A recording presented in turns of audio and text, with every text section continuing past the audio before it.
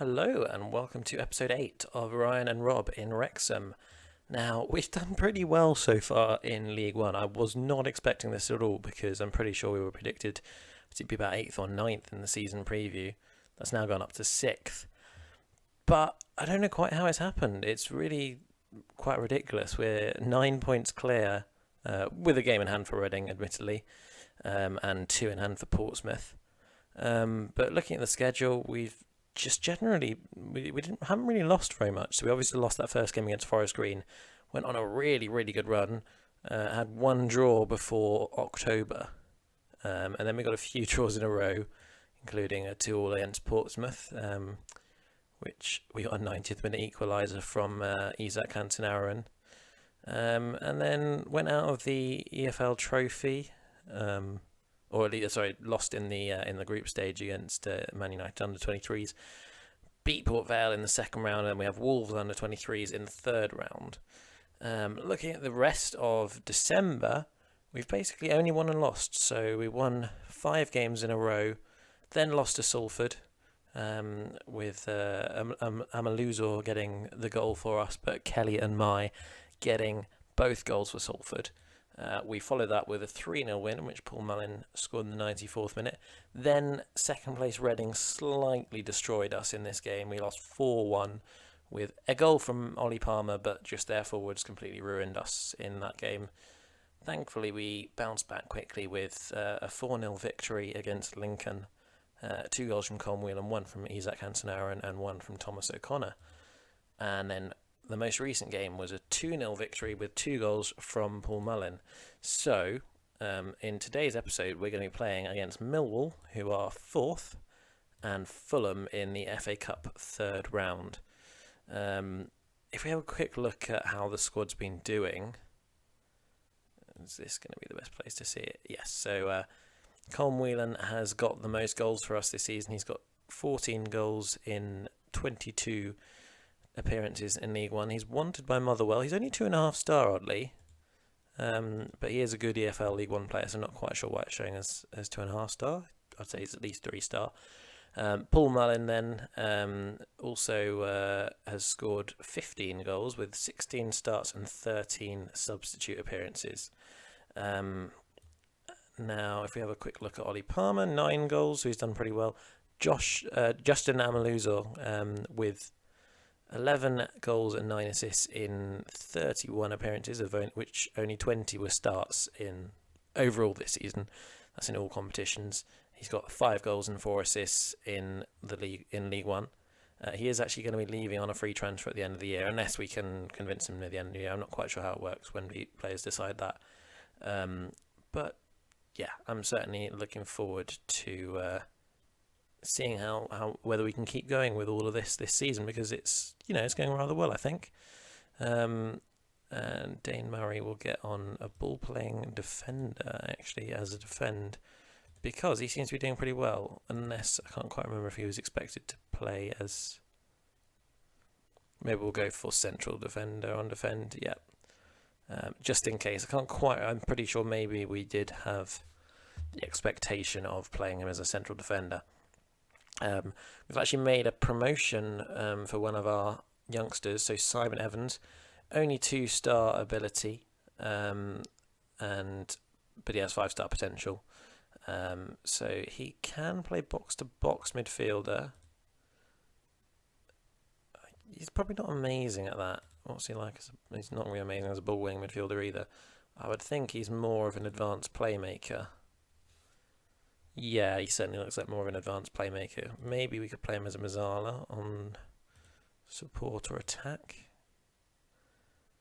I think we'll maybe go for Mazzala on attack, yeah. So we'll see how that goes. Let's get James Jones on a box-to-box midfielder if he's playing there. But yeah, so a lot of our loanees are doing quite well star-wise now. So Dane Murray is now a Championship standard player with potential of Premier League standard. Maxwell, not so good. He's played quite a lot, but I don't know if he's necessarily going to be someone we look to bring back next year. Dylan Williams, 3-star ability, 4-star potential. Kobe Mine is one of the good ones. So 4-star current ability, 5-star potential. He's now a championship level player with definitely potential for the Premier League. Really nice physicals, pretty good technicals, very very good mentals as well. It's mainly these technicals that you want to build up outside of just the dribbling and first touch and passing and technique. And then finishing off with Hansen Aron, who, despite not having the greatest stats, is now 4-star. And look at these attributes, very very nice.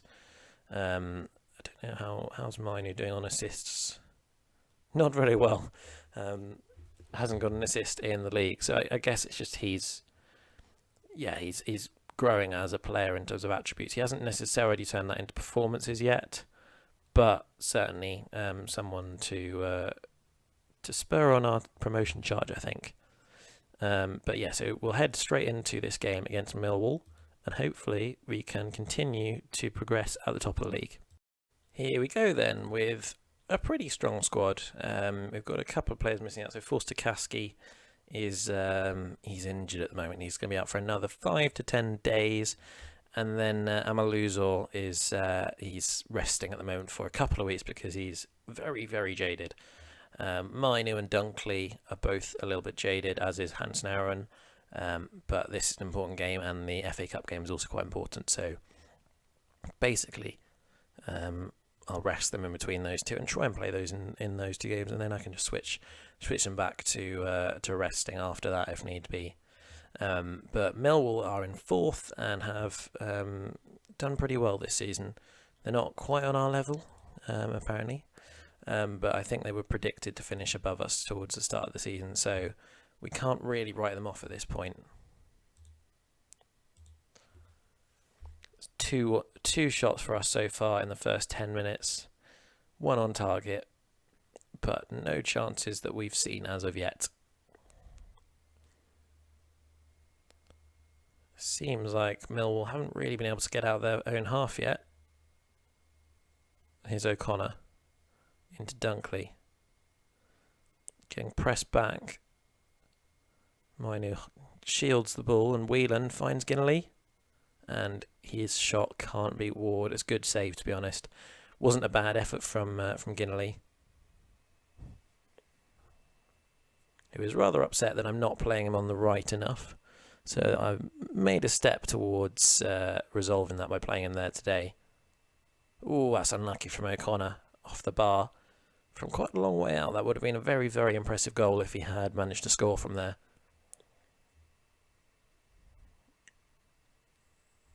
Ginelly gives it away to Saville. Baller into Bennett.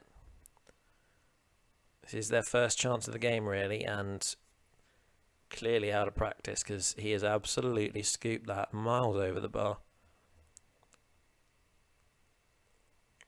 I was a bit worried that was going to be me getting FM there, but thankfully not.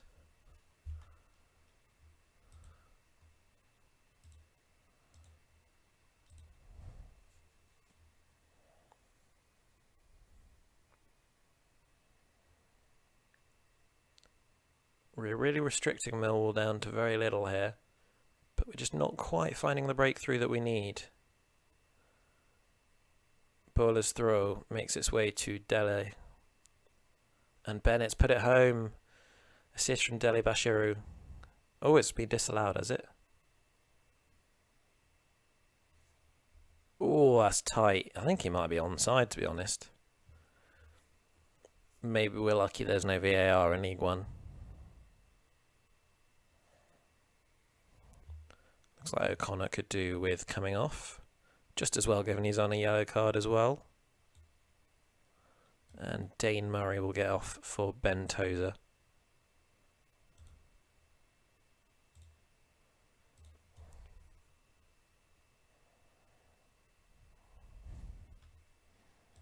And now time for Williams to come off. And do we want to get... I think we'll get Mainu on. Oh no, what we'll do... Switch Ginelly to the left. Hopefully he won't be too upset about that. And get Hansen Aron on. Come on, lads.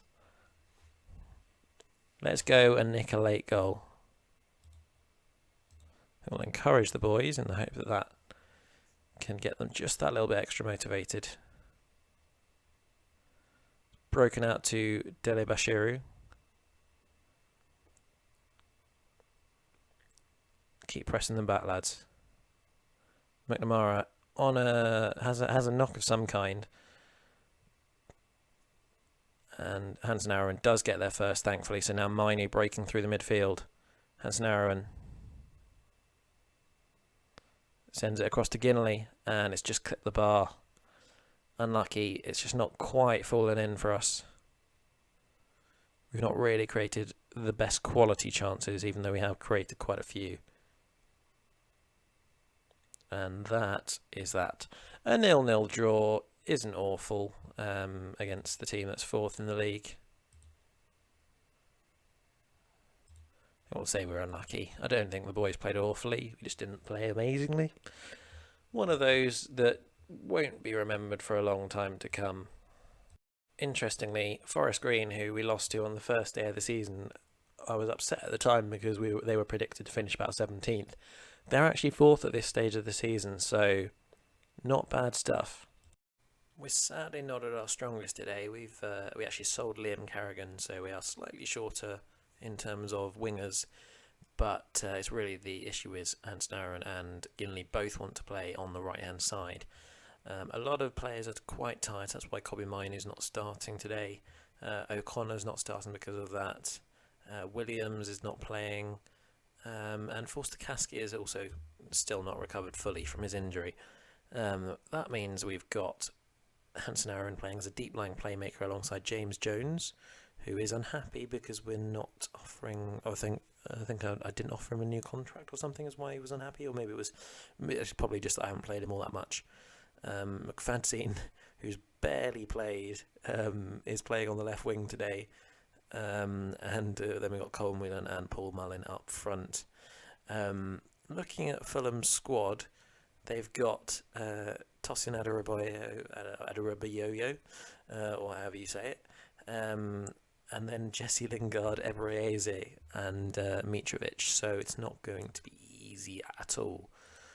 I'd be very surprised if we manage to get anything out of this game, just because we don't have our full squad available to us, and Fulham's players are just much better than ours generally, so it's not going to be easy at all. If we can hold them and nick a goal at some point, that would be wonderful. Rodak clears it out, but the header is rolled comfortably to O'Malley. Murray under pressure there. Does find McFadzean, but he loses it immediately to Tete. Aronson pressed by, I think it was Colm Whelan there. And now Rodak looks long. Mitrovic gets the header first, finds Eze. Plays a pass to Braganza, who hits the post, or maybe, yeah, that must have hit the post. Wasn't far off there. It was a good effort from him.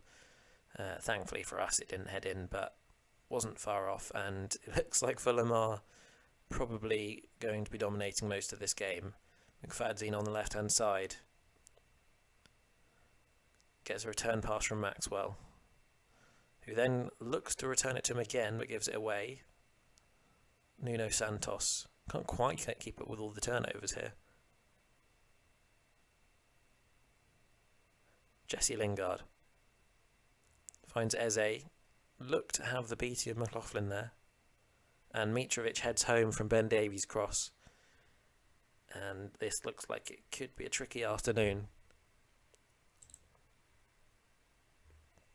Even our midfield dynamics aren't usually what they are, because Hansen Aaron can't really play as a box-to-box or a ball-winning midfielder.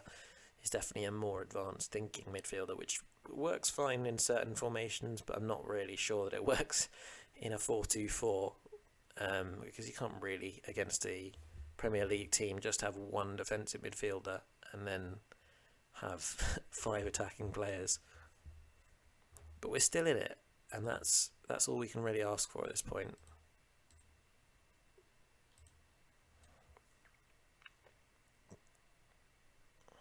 I think what we're going to do is get Hansen Aaron onto the right, put Ginley on the left, and we'll get Kobbie Mainoo on. Yeah, that seems like the most sensible thing to me.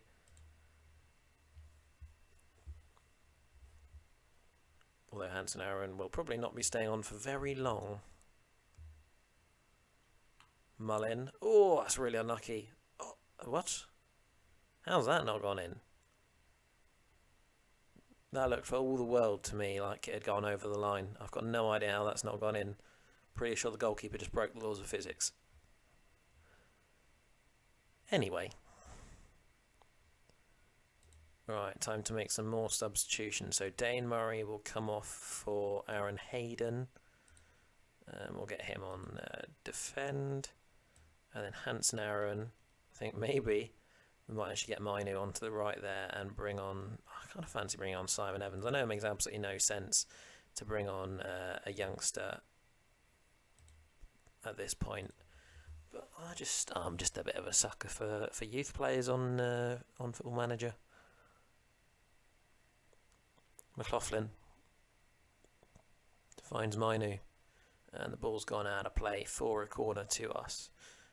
Substitutions now made, and unfortunately that corner's not led to anything for us. O'Malley starting what I hope is our attack from a goal kick.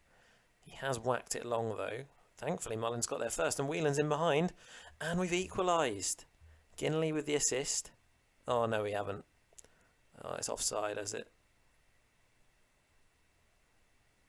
I think it's just off. That's unfortunate. Oh, I really thought we were back in it. Gutting. You never want to see the lower league team, well, unless it's against your own team, if you're a fan of one of the top teams. You never want to see a lower league team having their goal disallowed at the last moment, and O'Malley has just passed it straight to Mitrovic for absolutely no reason. That's the end of our FA Cup run this year then, I think. Unless we can nick something back very quickly. Dunkley, Evans, Jones. Gets it in, and it's blocked. And now Wilson can lead a counter-attack. Really good tackle from Hayden. Mainoo wins the ball. Can he get the ball back in? He does, and Tosin is there to head clear.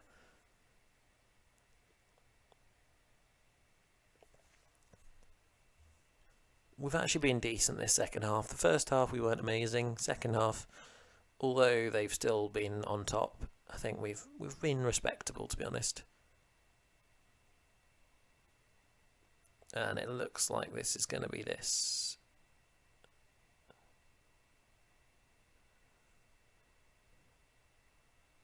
O'Reilly. That's a brilliant ball from Tosin. But it's made its way back to O'Malley. Can we nick a consolation?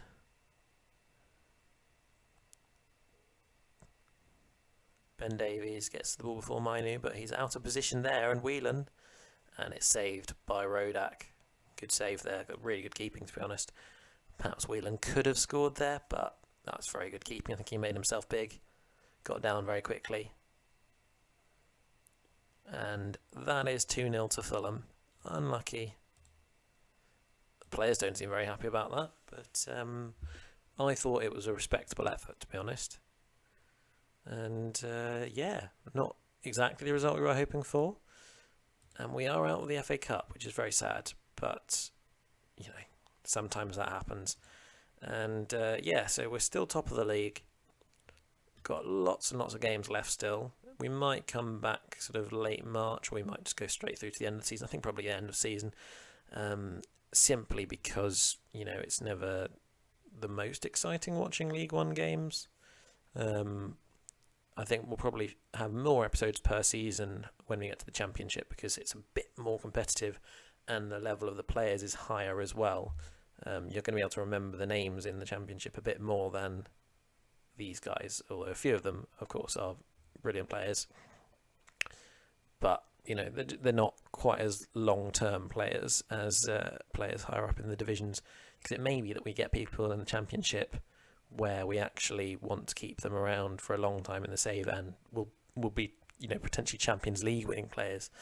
remember last year I had a Portuguese winger that I signed from South Africa to play on the right wing. He started with me in the Championship, and he was in my Champions League winning team. He wasn't in the starting 11, but then I also discovered a few players, although I didn't sign them when I was in the Championship. For instance, my box-to-box Scottish midfielder, who was absolutely world class by the end of the save. I spotted him when I was in the Championship, and I signed him as soon as I got to the Premier League on a release clause of 16 million. And thankfully, because it was only one season I was down in the Championship, I managed to avoid missing out on him, because he was only going to come if I was in the Premier League. But yeah, hopefully we'll win the league this season, and we'll be able to head up straight to the Championship. I'm not quite sure how we're going to stay up then, because most of our best players are, if not all of our best players, are loanees. And I mean, we'll be able to get them back next season, but we probably need more players on full-time contracts, and we're losing quite a lot of players at the end of this season, simply because they're not going to be up to the level of higher leagues. We're not going to have a huge squad. We'll do what we can, though. Anyway, if you have enjoyed this episode, please do leave a like and subscribe to the channel, as it really helps me out. Hope to see you next time, but in the meantime, have a fantastic day.